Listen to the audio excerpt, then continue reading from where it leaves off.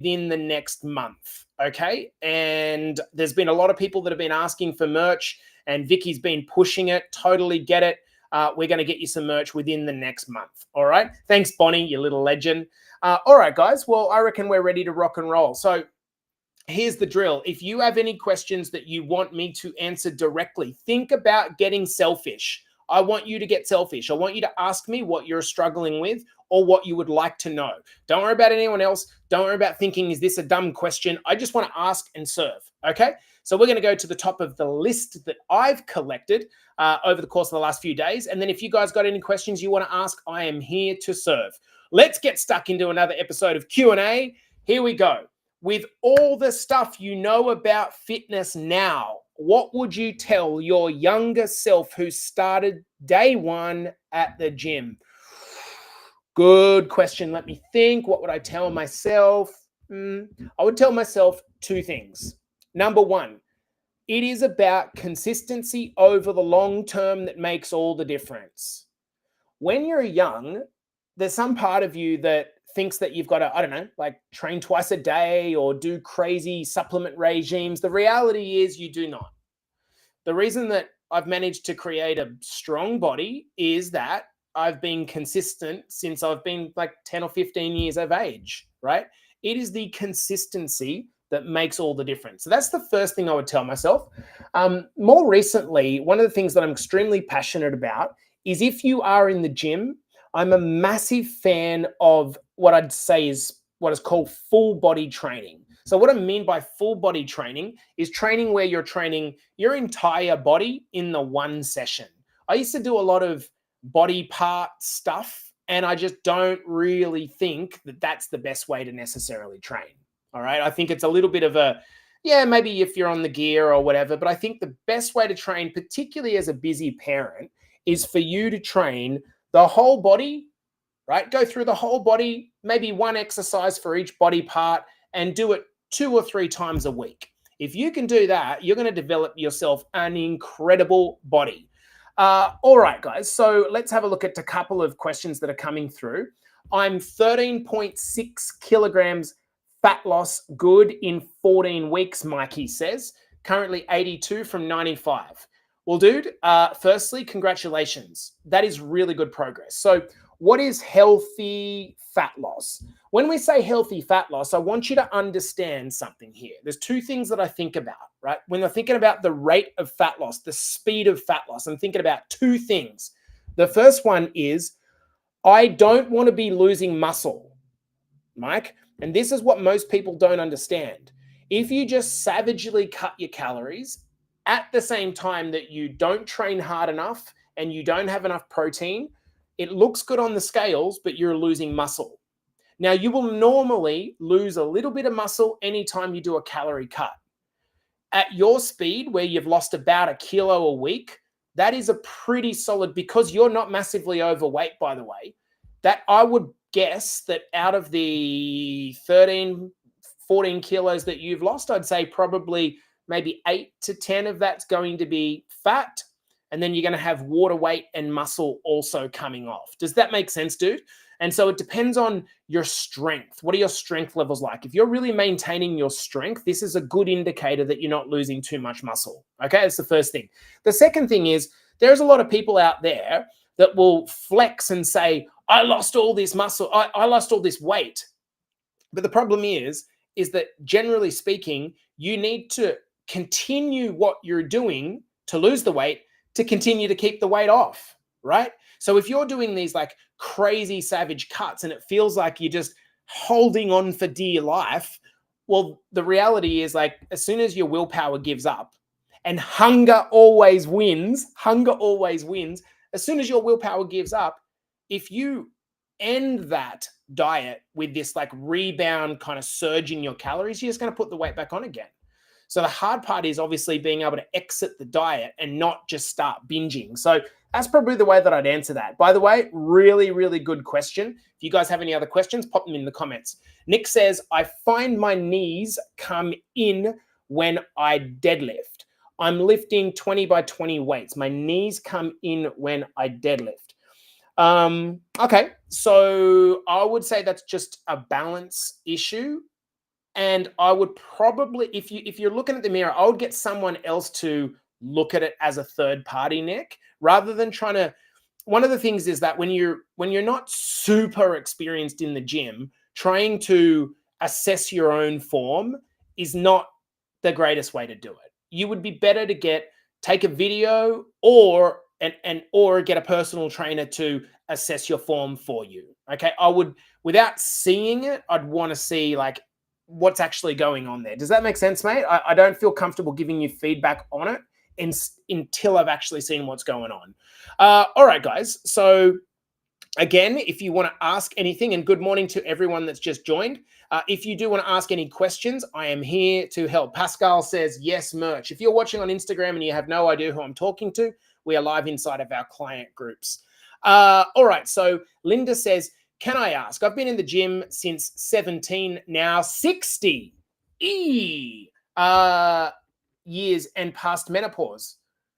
That's amazing. What's the question?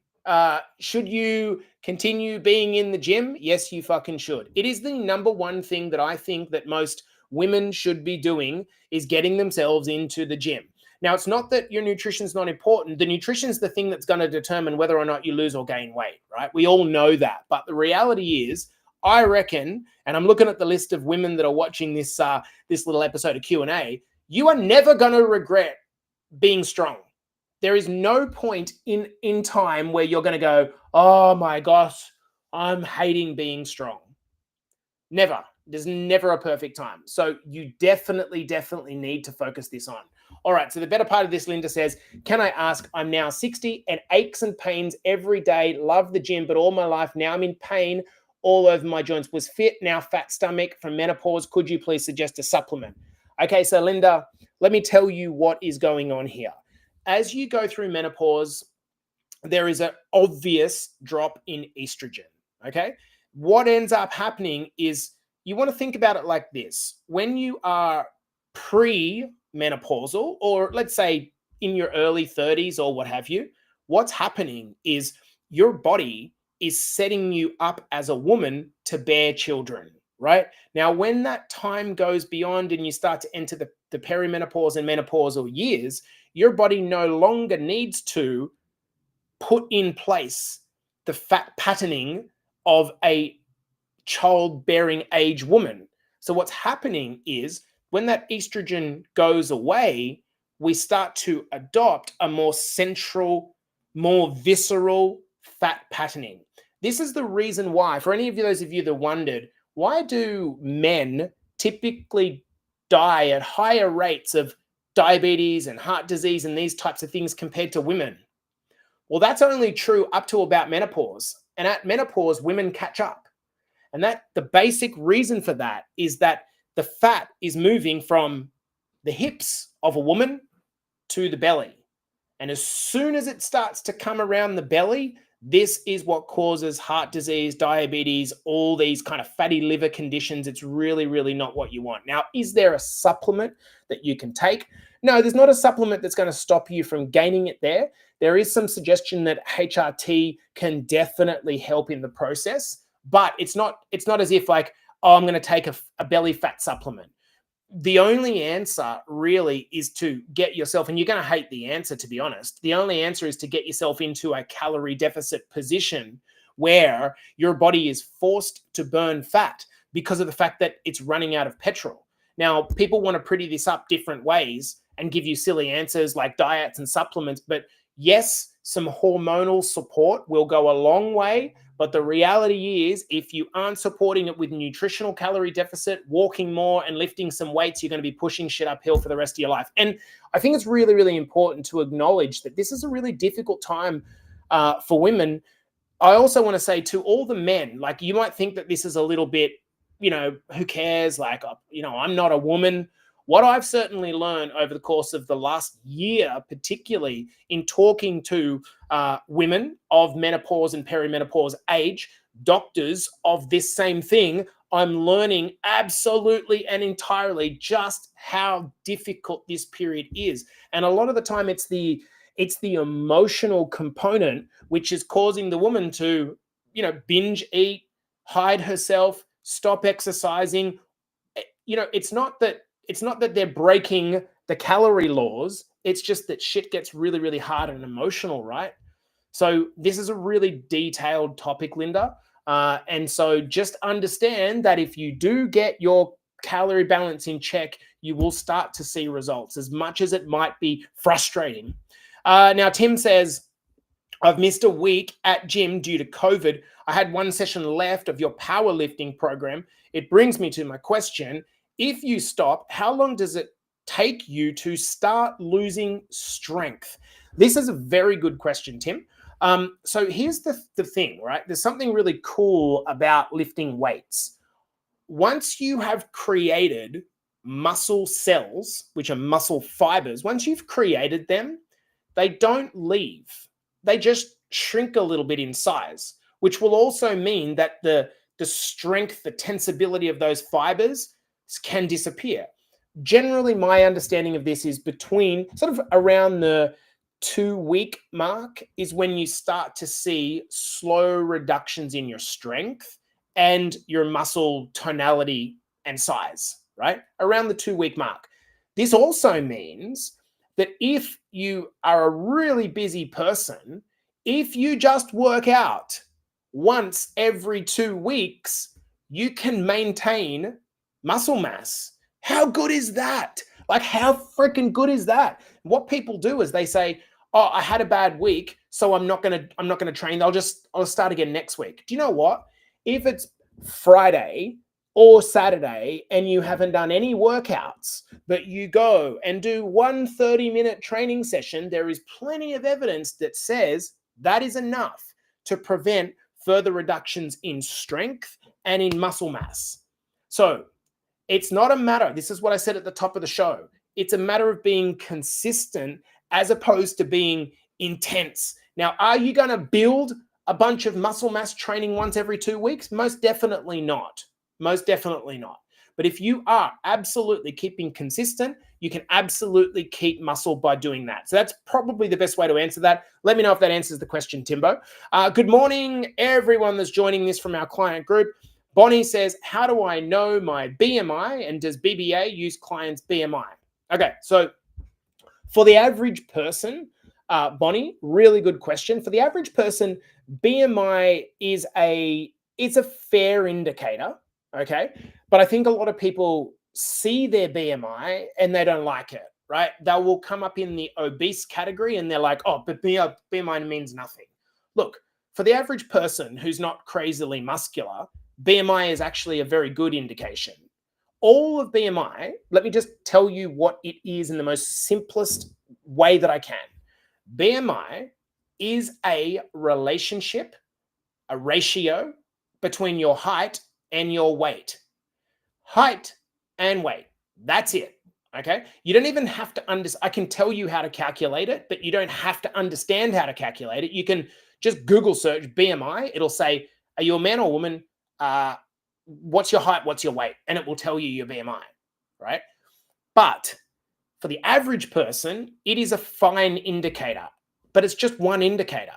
So what BMI does is gives you a classification. It says, based on your height, your weight is either underweight, overweight, or acceptable, normal, whatever you want to call it. So what are the limitations of BMI, I guess is the point. Well, I come up as on the higher side of the overweight scale. So I come up with a BMI of about 27, 28. Now, overweight is 25 to 30. Obese is over 35. So I actually come up in the mid overweight section. I'm carrying a decent amount of muscle mass. And so when you step on the scales, what it doesn't tell you is what's muscle and what's fat and what's water and what's bone and the like. So for the average person, BMI, unless you're like super tank and muscly, it's pretty good indicator, but I would just look at it as one indicator. The other point that I want to raise, Bonds, is like, do you need a measurement to tell you something you already know and make you feel bad? I don't think so, but I think a better measure is your waist circumference. I think waist circumference, it is very, very highly correlated with your health status. Okay. So if you take your waist circumference, if you know the waist circumference, you don't need to be perfect. This is probably, I think, a better indicator of where you are. Again, though, you probably already know whether you're a healthy waist circumference or not. What you should understand is any progress towards a healthier version of you is what we're after, right? Everyone's kind of like, well, I'm not 46 kilos, so I'm unhealthy. Like, that is just not true. There are plenty of people going around with fucking six-pack abs and eating disorders. There are plenty of people that are going around that are totally crazily overweight and all of their blood markers are okay. I don't think that that's healthy in any way, shape, or form. I'm going to have a little bit to say over that over the course of the next couple of days in my content. But having said that, I do think that, you need to look at it in the context. If you, Bonnie, you're in the program, you're moving the right direction, I think you're doing great. Okay, guys, if you have any questions and you want to ask them into the comments, please do so and I will answer them. Now, Alyssa says, a lot of talk about GLP-1 products. What are your thoughts around these aids? Alyssa, fantastic question. Also, Alyssa, I have done a full podcast episode on this because it was this exact question. So here's what I want you to do, Alyssa. I don't know. I can't remember what podcast episode it was straight off. But if you go to the website address, betterbodyacademy.com/pod, you will find a Spotify and Apple list of over 410 podcast episodes that I've done. And you can look at that and you can choose which one you want to listen to. And what I did is an episode on GLP-1s. And the reason I did the episode on GLP-1s, because exactly you were asking about this. Now, a lot of people think that a fitness coach would say, no, they're bollocks. I don't think they're bollocks at all. I think they are extremely good. And if you made the decision, Alyssa, for yourself, that you think this is a line that you want to go, as a client, I would support you on it. We have a couple of clients that are taking forms of Ozempic or GLP-1s. And I think that you're only going to see them get better and better and better. The issue, however, Alyssa, is this. It is like all it's actually doing, the mechanism, the way a GLP-1 works is it effectively takes away the food noise that's going on in your head. You know, that like constant nagging. What am I going to eat next? What do I think about? You don't even, most of it's even subconscious. You don't even know what's actually happening. So all it's actually doing is causing you to eat less, AKA it's putting you in a calorie deficit. The difference between, what I'd call raw dogging your calorie deficit and doing it with a GLP-1 is it makes it easier. Now, the problem with GLP-1s is twofold. Number one, if you're taking Ozempic, and I said to, I think it was Mike just before, if you lose weight quickly and you do not already have a formed habit, Alyssa, of eating lots of protein and doing resistance training, here's what's going to happen. You're going to lose weight at an accelerated rate. Then what's going to happen? Let's just make it really, really simple. You're going to lose weight quicker than you will on just diet or exercise alone. You're going to lose the weight really, really quickly. A high proportion of that is going to be muscle. When you've lost that muscle and you inevitably come off the GLP-1, within a couple of weeks, your hunger will return, right? That's how it works. The food noise will return because it's not as if you've cured the original problem. You've just quietened the noise, right? And so the food noise is going to return. And this time, yes, you might have lost 10, 15 kilos, a lot of which will be muscle, which means that you just don't need as many calories as you did before because you're a smaller version of yourself. But typically, we go back to eating how we did before. So what this means is that you're actually in a greater calorie deficit than you were, calorie surplus than you were before. So a lot of people on GLP-1s, as soon as they go off them, they will just stack the weight back on again. So Alyssa, I've really answered this question deeply, guys, because I know that this is like, even in the back of my mind, I think to myself, I could literally get way more shredded if I didn't eat as much. Like factually, a lot of bodybuilders and a lot of performance people are taking this. This isn't just crazily overweight people. This is peptides are, by the way, GLP-1s are a peptide. These are going to become crazy. The majority of the population is taking them. I also think, Alyssa, just to kind of really drive home the point, there is an independent benefit of exercise and eating, which is way more than weight loss. We've got like 17, 20, roughly 30 clients watching on live, plus all the people on Instagram. Let me know in the comments. Do you feel better, regardless of your weight? Do you feel better? Come on, get involved, guys. Let me know. Do you feel better when you are eating better and moving? Do you feel better? That's what I want to know. Just let me know in the comments. There is an independent benefit of eating and exercising that has nothing to do with weight loss. And so the issue is for a lot of people, we're going to remove that because guess what? I can lose weight without forcing myself to eat better and exercising. And as a consequence, what's going to happen? People are just going to fucking end up in a mental health crisis. You know, the law of unintended consequences. Thanks, Vicky. The law of unintended consequences. You move one thing and there's something that happens over here that you don't expect. And that's the big issue that I see. Okay. So long story short, if you keep your protein high, Alyssa, you've got a formed habit around resistance training, right? And so we've got all the girls commenting here. And you've got a formed habit around resistance training, then you've got a platform to take it for a period of time and then understand that when the food noise returns, if you've formed the habit of eating better, eating high protein, training more, then we are good, right? All right. Comments are going off in our client group because we understand. So hopefully you enjoyed that little deep dive. If you've got any other questions, boys and girls, you can ask them into the comments. I just saw a question pop up here, which I want to go back to. So Chantel says, I don't know if this is legit, but is it worth knowing what body type we are? Example, ectomorph would affect body composition, knowing. Okay, so Shen, good question and a very common question. And I'm just going to tell you the answer is there is absolutely no ectomorph diet, endomorph diet, mesomorph diet. There is no eating for your body type. There's no such fucking thing, right? Here is what will happen. You'll end up down some path thinking that, there is no menopause diet. There is no diabetes diet. There is no diet for every single different condition.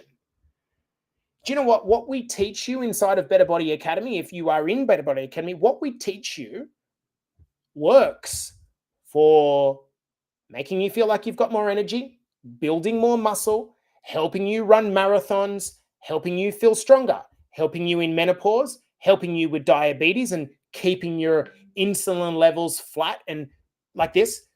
This is because I don't have anything to sell you. I've got no fucking supplements. The only thing I've got to sell you is coaching you to a better lifestyle.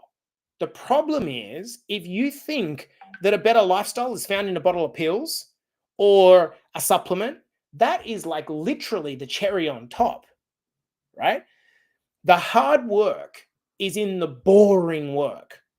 You know what? I did a post yesterday, and I'm very, very grateful for everyone that supported the post. If you didn't see the post, just go to my Instagram feed or my Facebook feed and just have a look, right? I did a post yesterday. I used to get pissed a lot.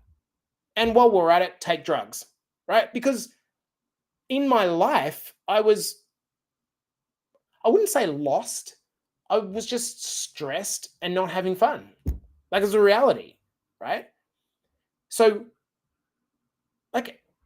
like you don't have to be a rocket scientist to understand why I didn't look great and didn't feel great. The hard bit is if you want to, we're going deep on this one, guys and girls. Let's be honest here.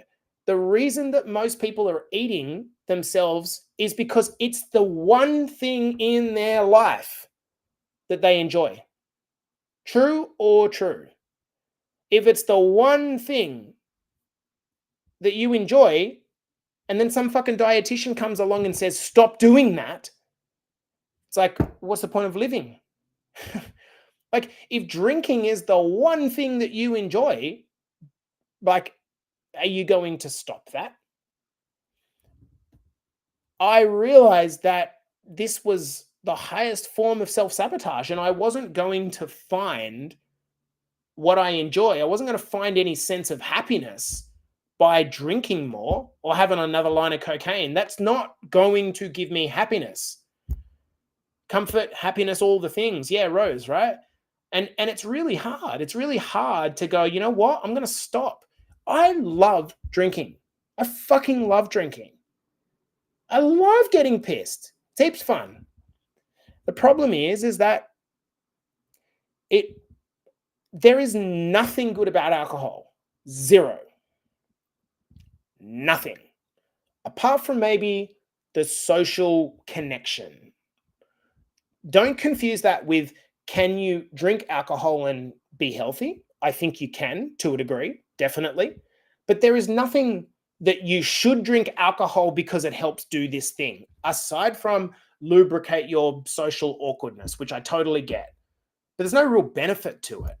And so the hard work is biting the bullet on things that have brought you comfort, safety, happiness, whatever you want to define it. And we've got guys and girls who have, you know, I'm thinking of Tim Kelly here, who just hasn't had a beer in 8 months.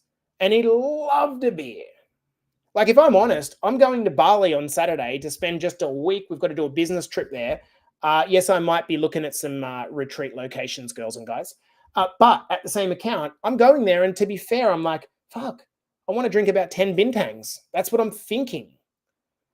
But then I think, well, each one is 150 calories. That's like 1,500 calories. Like, fuck, like, what am I giving up? I'd rather eat the food, right? It's a real mental battle going on in here. And when you're losing weight, is really, really difficult to kind of navigate that, especially when everything in your life, your psychology is telling you to eat. So to the point about the Ozempic, that's what it does. It takes away that food noise to make it a little bit easier. I'm going to look at Nikki's comment. When losing muscle, if you aren't lifting the reps you were, like in a cut, can you still keep muscle? I know you won't build, but can you still maintain, if not lifting as much? Yes, Nikki, you can. It's not the rep count that determines whether you build muscle. Hear me here, girl. It's not the rep count that determines whether you build muscle or not, right? It's going to be okay, just think of it like, why do you build muscle? Let's just think about it. Why do you build muscle? You build muscle because your body says, okay, you've been doing this, shit, you just increased the weight, or you're doing 100 of them. That's hard. I need to build more muscle so I can do that thing. This is the reason why, if you see tradesmen, right? Look at my pussy ring hands, right? Look at these computer hands. See these computer hands? Pussy hands, right? Guess why? Because the only thing I do with my hands is lift weights for an hour a day, every second day. That's it. My dad's hands are like fucking baseball mitts, right? That is how muscle grows. The muscle is growing. The hand is getting big because he's using it over and over again. So, Nikki, do you have to lift really heavy weights? No, you need to do work. The more work you do, right, over time, right, what will happen is the muscle will still build. The key thing that you want to be doing, Nick, is trying to push as close as you can to failure. So let's say that you're not as strong in the cut, which is what definitely has happened to me. You want to try to still push as close as you can till the point of which, like, I can't do another rep, right? Even if it's 20 kilos less than what you normally do. Does that make sense, Nikki?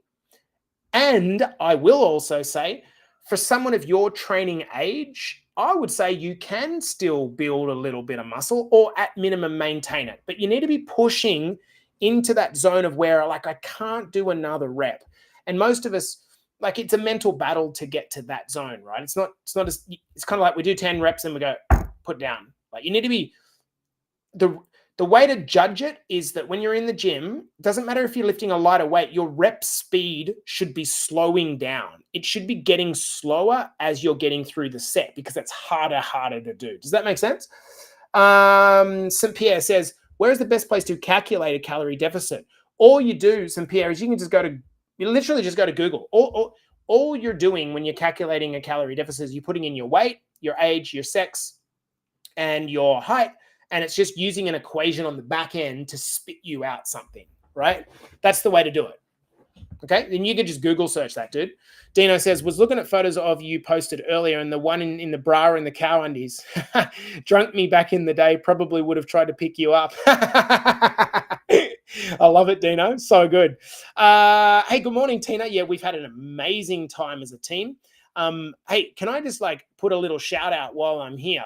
And by the way, guys, you got plenty of time to ask some questions into the comments. If you want to know anything, I'm more than happy to answer it, whether you're on Instagram or Facebook. So, hey, I want to talk about the maturity of particularly our girls. Like, they're on the other side of the world, and Erin and Carly, Coach Erin and Carly. And I tell you what, like, Carly was sick as a freaking dog for the first 3 days she was here.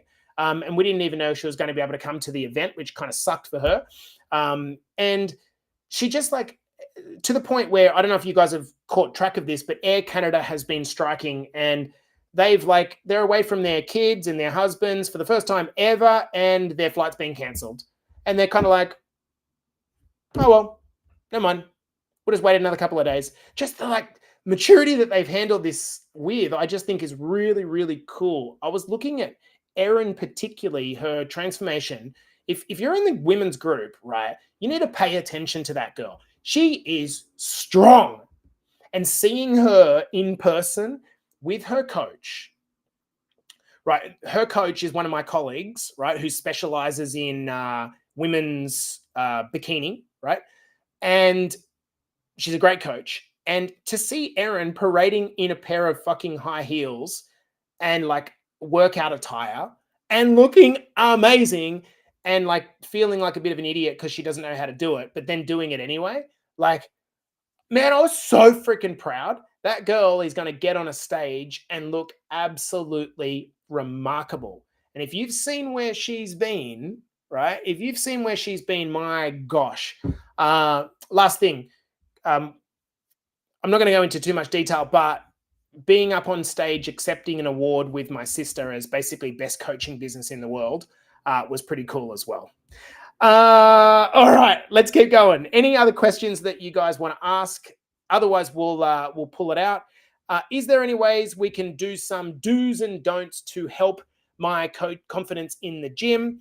If you are new in the academy and you are kind of new to the gym, my strong suggestion would be that you go into the guides section of the Facebook group, or you can do it inside of your Better Body Academy app. When you're in there, you will see base workshops. Workshop 8 is a full tour for about an hour with me in the gym, and I will run you through everything that you would need to know. If you have not watched this yet, just go into the Facebook group or your app, go to Base Workshops. You will find it there. It's Workshop 8, and it's me in the gym for an hour with you answering all the questions that you would need to know to feel confident. All right, so Chantel says, if I've been in a calorie deficit for 17 weeks, should I up my calories for 2 weeks to kickstart? Is it possible for the deficit to become your standard over a period of time? Great question, Chantel. The wording, I would say, kickstart is kind of almost as if I need to kickstart my metabolism like a lawnmower, right? It's not really how it works. So basically, I'm just talking about the wording. Here's what you need to think about. If you are, I don't have your account in front of me, but let's say you've lost 10 kilos, right? You at 10 kilos probably needed more petrol than you at 10 kilos less. If all things are the same, you're doing the same amount of exercise, but you're just 10 kilos less. Yes, the calories that you need comes down. And if you're not losing weight, that's because your engine size is smaller because there's not as much of you. And so if your engine size is smaller, it could be that you're now at calorie maintenance, which basically means roughly what's going in is kind of equal to what's going out. That's not like some hoodoo shit. That's the facts. When you lose weight, generally speaking, you will need to keep reducing calories because of the fact that your engine size gets greater. This is why we are massive proponents of, number one, building muscle, because that works the other way. Number two, walking often, right? Because even though your size is coming down, if your activity goes up, that means you can eat more. Does that make sense? If you've got a more active lifestyle, you can eat more. However, the majority of weight loss plateaus are not because of that. They're because the person stops doing what they were doing at the start as accurately. Not critically, not being critical at all. That's what happens. We're kind of like, we've moved off the meal plan and we start kind of tracking our calories. And it's incredible how easy it is for 300, 400, 500 calories to easily sneak back in that you don't even realize you're consuming. So unless you're tracking everything, it's hard to say whether it's that actually your maintenance calories has reduced, or whether it's that you've kind of just let a few extra calories creep back in without knowing. Does that make sense? If your reaction to that, Chantel, is like, no, I dispute that, I'm tracking everything, my suggestion would be to go in again to the guide section of the Facebook group and watch the workshop that I did about 2 months ago in June called, can someone help me in the comments? I'm literally forgetting the name. The blind spot breaker. It's called the blind spot breaker. And in that, we talked about how if you think that you are absolutely actively up 100 million % tracking my calories perfectly, you need to watch that more than any other person. Okay? And that's not a criticism, by the way. Guys, any other questions you want to ask into the comments before we wind this bad boy up? Thanks, dudes. I appreciate you all. All right. I think we have wrapped this up. Awesome, guys. I'm going to love you and leave you there. Hopefully that was helpful. As always, we are here for you. The girls are flying. By the way, just quickly, I will say it and then I'll do a post on it. If you are in Better Body Academy, the calls are back to normal this week for the men, all normal. For the women, all normal, except call 2, which is the UK time zone call. So the one that's normally at London 8 p.m., Sydney 5 a.m., that call is being moved a day earlier. Okay, a day earlier. I will post about it now. And that's because of the flight delays with Erin and Carly. They're still going to do the call, but a day earlier, which is tomorrow. So just to confirm, all right? I'll put a post up and we're good to go. All right, guys, I love you and leave you.